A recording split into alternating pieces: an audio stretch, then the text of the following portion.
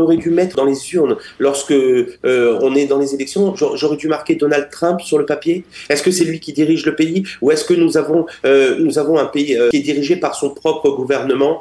Non, on avait le choix. On avait le choix d'ailleurs depuis le début de la guerre. Et souvent on nous dit oui, mais on avait besoin des armes des États-Unis, etc. Et tout. On n'a pas besoin d'armes pour fermer le robinet. On aurait fermé le robinet d'eau, et bien une semaine après, on nous aurait demandé des verres d'eau. On aurait dit rendez-nous les otages en contrepartie.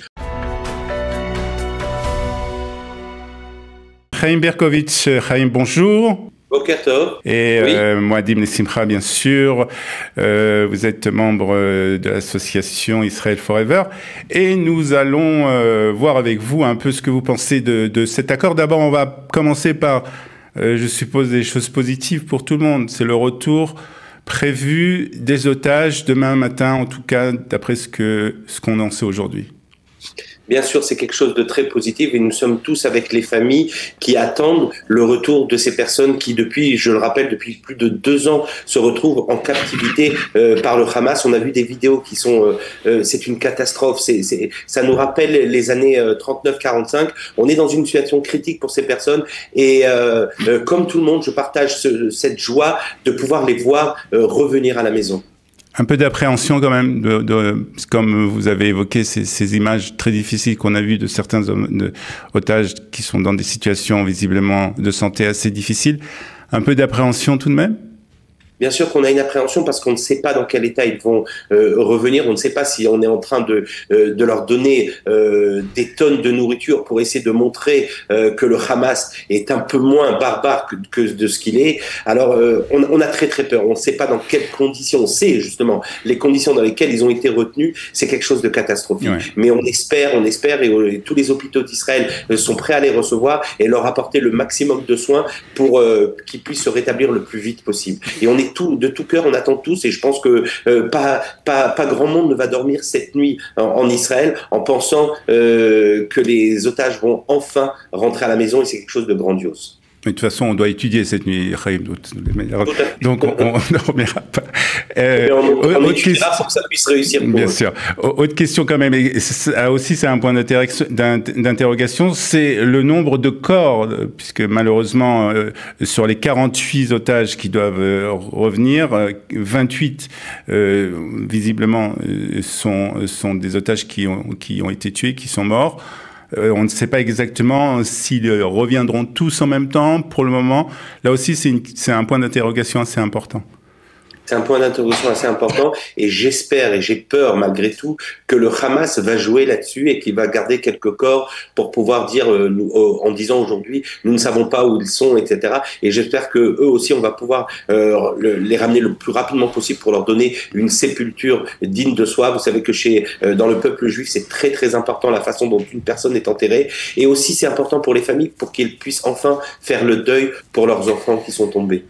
Alors, on va parler des autres parties de cet accord. Alors, c'est un accord en plusieurs étapes. La première étape, donc, c'est le retour des otages, un retrait de Tsahal sur un périmètre de sécurité et aussi, bien entendu, la libération d'à peu près 2000 terroristes, prisonniers palestiniens, dont des terroristes avec du sang sur les mains. Quelle est votre réaction, qu'est-ce que vous pensez de cette situation ?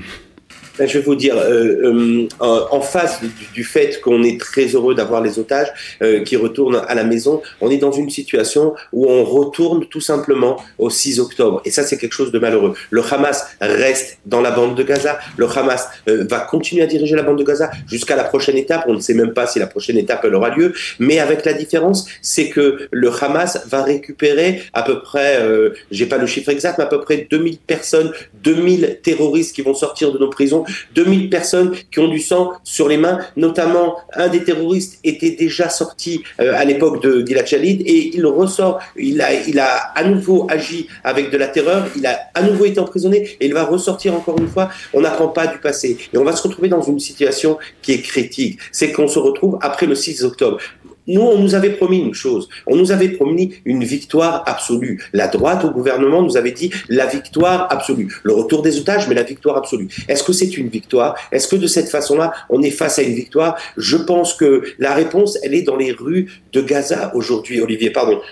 Dans les rues de Gaza, on crie Khaybar, Khaybar al-Yahoud.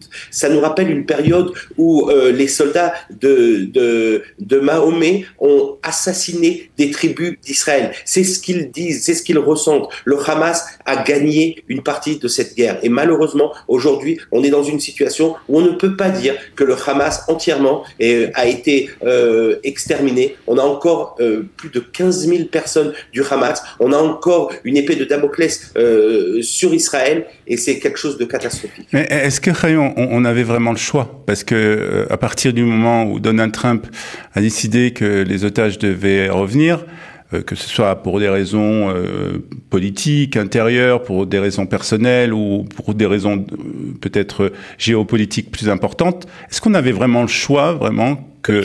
Olivier voulait me dire qu'on aurait dû mettre dans le papier, dans les urnes, lorsque on est dans les élections, j'aurais dû marquer Donald Trump sur le papier. Est-ce que c'est lui qui dirige le pays ou est-ce que nous avons un pays qui est dirigé par son propre gouvernement? Non, on avait le choix. On avait le choix d'ailleurs depuis le début de la guerre. Et souvent on nous dit oui, mais on avait besoin des armes des États-Unis, etc. et tout. Mais Olivier, on n'a pas besoin d'armes pour fermer le robinet. On aurait fermé le robinet d'eau, et bien une semaine après, on nous aurait demandé des verres d'eau et on aurait dit rendez-nous les otages en contrepartie. On avait le choix, on n'a pas utilisé le choix. Il faut qu'on arrête de se mentir. Il faut qu'on puisse avoir une vision de la suite de ce qui va se passer en Israël. La terre d'Israël nous appartient et on a peur de le dire. Et la bande de Gaza aussi. Et aujourd'hui, lorsque on nous a attaqués au Moyen-Orient, eh bien, la réponse, c'est la terre. On aurait dû se réinstaller directement dans la bande de Gaza. On aurait dû permettre à une grande partie des Gazaouais qui le voulaient de partir tout simplement. De partir avec un consentement, mais de partir de cette bande de Gaza. On ne peut pas se permettre de se retrouver dans la même situation que le 6 octobre. Et c'est malheureusement ce qui va arriver. Est-ce qu'on a besoin d'encore un tour du 7 octobre pour nous faire comprendre? J'espère que non. Pour terminer, Chaim, comme j'ai dit, cet accord doit se réaliser en plusieurs étapes. Donc, pour le moment, c'est la première étape qui est en train de se réaliser devant nos yeux. Est-ce que vous pensez... On parle d'une deuxième étape avec le Hamas qui doit rendre les armes, une présence peut-être aussi de l'autorité palestinienne s'il y a des changements qui sont faits. Est-ce que vous pensez que cette deuxième étape et les autres étapes vont se réaliser ? Alors, l'histoire nous a montré que, en face de nous, nos ennemis, eh bien, ils nous règlent la situation. Il n'y aura pas je ne pense pas qu'il y aura une deuxième étape, et j'espère qu'il n'y aura pas de deuxième étape, parce que la deuxième étape, elle est catastrophique. C'est tout simplement la création d'un État palestinien sous plusieurs étapes. Ensuite, dans la deuxième étape, on nous parle que le Hamas va rendre l'arme. Qui c'est qui va vérifier que le Hamas rend les armes? Qui c'est qui va vérifier que tous les tunnels qui sont dans la bande de Gaza, des tunnels où nos otages étaient, des tunnels où on a magasiné des armes, qui c'est qui va faire attention que tous ces tunnels vont être explosés? Est-ce que l'on peut faire confiance aux Turcs ou alors à l'armée de Sisi? Franchement, non. On est devant une situation où on est devant un échange d'otages, tout simplement. Je ne pense pas qu'il y aura une deuxième phase. Et nous sommes devant le pire échange d'otages qu'on aurait pu penser qu'il puisse avoir, puisque c'est là qu'on libère le maximum de terroristes. Chaim Berkovitch, merci pour cette intervention et bien sûr, on est très heureux même pour le retour des otages et on attend ce moment avec impatience. Merci beaucoup d'avoir été ce matin avec nous.